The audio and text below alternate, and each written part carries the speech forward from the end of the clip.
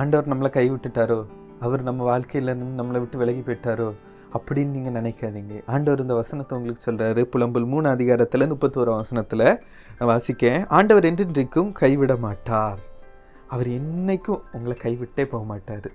உங்கள் வாழ்க்கையில் பிரச்சனைகள் இப்படி சூடுது, வாழ்க்கையில் இப்படி அழியிற மாதிரி இருக்குமே, அதை நினச்சி ஆண்டவர் நம்மளை கைவிட்டுட்டு போயிட்டாருன்னு மட்டும் நீங்கள் கனவுல கூட நினச்சிடாதீங்க. அவர் எப்போவுமே உங்களை கைவிடவே மாட்டார். அவர் உங்களை கைவிடவே மாட்டார். நல்லா கேட்டுக்கோங்க, அவர் உங்களை கைவிடவே மாட்டார்.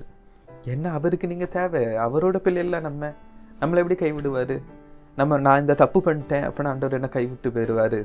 உங்கள் மனசை நீங்கள் அவர்கிட்ட எப்போ வச்சுக்கோங்க. தப்பு பண்ணிட்டேன்னு உங்களுக்கு குத்துதில்ல, ஆண்டவர் உங்கள் கூட தான் இருக்கார். அந்த தப்பை விட்டு விலக பாருங்கள். தப்பு பண்ணிட்டேன்னு திருப்பி சொல்கிறதுக்கு அந்த தப்பை விட்டு விலகி ஆண்டவர்கிட்ட இன்னும் கிட்டி சேர பாருங்க. ஆண்டவர் எப்பவுமே உங்களை கைவிட மாட்டார். அவர் எப்பவுமே உங்களை கைவிடவே மாட்டார். கைவிட்டு எங்கேயுமே போக மாட்டார். அதனால் அவர் மேலே விசுவாசமாக, அவர் மேலே நம்பிக்கை, ஆவிக்குரிய வாழ்க்கையை மட்டும் வளர்த்துக்கோங்க. சூழ்நிலையை காலநிலை எதுவுமே பார்த்து பயப்படாதீங்க. அவர் உங்களை கைவிட மாட்டார். அவர் எப்பவுமே உங்கள் கூட தான் இருப்பார். ஆமென்.